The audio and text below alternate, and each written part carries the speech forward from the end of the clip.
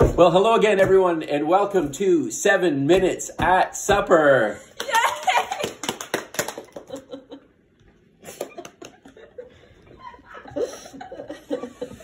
Thank you for taking the time to join me and my lovely family as we dig in and remember the events that happened over 2,000 years ago on this day, Tuesday, March the 31st, AD 33, the events of Holy Week and these days that lead up to the cross and Jesus' resurrection.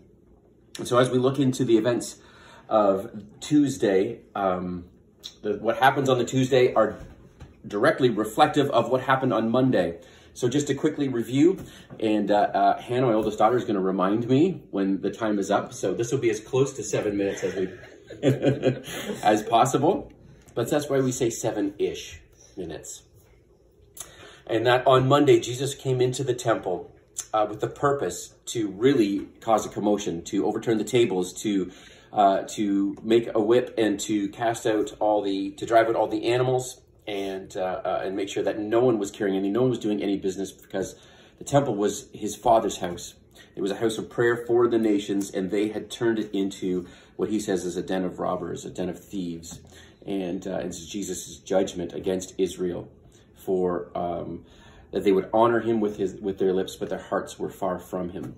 And Tuesday morning, again, Monday night, spending the night in Bethany. So Tuesday morning, he came back into Jerusalem with his 12 disciples, and he was going to answer for the actions of Monday. And so right away, as soon as he enters into the temple, Matthew chapter 21 tells us that he entered the temple, and right away the chief priests and the elders of the people came right up to him and grabbed him right away. And if you can imagine, if you ever watched a crime scene show, the interrogation room where they have the suspect sitting in the chair and in the dark and the bright light shining on him, that's really what I picture Jesus going through in this moment, that they were going to grill him with this primary question: by what authority are you doing these things? By what authority do you have, Jesus, to come into the temple and overturn the tables? By what authority? Really, who do you think you are? They are mad and they want answers. And so they are coming at Jesus. And so Jesus, in only an absolutely amazing way that he always can, answers that question with a question. And so he puts it back on them and he says, did John's baptism, this is John the Baptist, did it come from heaven or was it from a human origin? And really how they answer this question is huge. Because if they say from heaven, then how come they didn't believe John the Baptist? And really, how come they don't believe Jesus then? But if they say that John's baptism and how he baptized people was of human origin, then this crowd would then all of a sudden turn on them, because they believe John the Baptist was a prophet sent by God. And so it really leaves the leaders, the chief priests and the elders in a spot where their only response is, we don't know. We've got no idea. And then Jesus says, okay, then I'm not going to answer your question about what authority I have to do the things that I'm doing. And then Jesus goes into this time of teaching where he's speaking to everyone that's there. So there's, again, another large crowd that's there gathering to listen to him teach. They're in a very public place, it being the temple. And so he talks about 3 parables specifically: the parable of the 2 sons, parable of the vineyard owner, and the parable of the wedding banquet. And so he's speaking to the people, but directly about these religious leaders. And so the context is basically this: out of all 3 parables, that God has given these leaders a job to do, and they haven't done it. And as a matter of fact, the people that God has sent to do his work, these self-righteous religious leaders have tortured them and killed them and rebuked them and rejected them. So Jesus, this is his indictment to these leaders specifically, and it's not vague. The Bible says that they know that Jesus is talking about them. And it says, although they were looking for a way to arrest Jesus, they feared the crowds because the people regarded him as a prophet. So here's the problem they have now, is that it's Tuesday morning. They're in a very public place. They want to get rid of Jesus. They want to arrest Jesus. But the crowd is really growing on Jesus' side, and they're really backing him. So the Pharisees then subcontract different factions of their leadership. So they call in the Pharisees. They say, okay, let's attack him economically. Let's talk. Let's see if we can get Jesus divided politically. And so they send the Pharisees to question Jesus. And perhaps you know this passage very well. And so they bring a coin to Jesus, and they say, "Is it lawful to pay taxes to Caesar or not?" Now, perceiving their malicious intent, Jesus says this. He says, "Why are you testing me, hypocrites?" Remember that, because it's going to be important in a couple minutes. Why are you testing me, hypocrites? Show me the coin used for the tax. And so they bring him the coin, and then he says, whose inscription is on it? And so Jesus' amazing wisdom in answering this question, they say Caesar. And he says, give then to Caesar what is Caesar's, and give to God what is God's.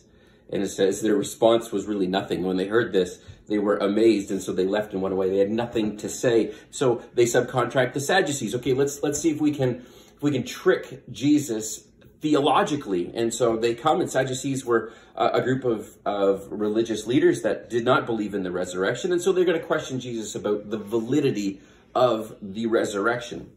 And so they say, teacher, Moses. And so they go back Old Testament, and they say, if a man dies having no children, his brother is to marry his wife and raise up offspring for his brother. And then they go on to say, well, now there's 7 brothers among us, and the first got married and died and had no offspring. And so it goes on and on and on. I guess they're kind of drawing up this hypothetical, really ridiculous scenario for Jesus to answer. And his answer, again, is just... it just kind of leaves them dead in their tracks and says, you are mistaken, he says to them, because you don't know the scriptures and you don't know the power of God. For in the resurrection, neither marry nor are given in marriage, but are like angels in heaven. He says, God spoke to you.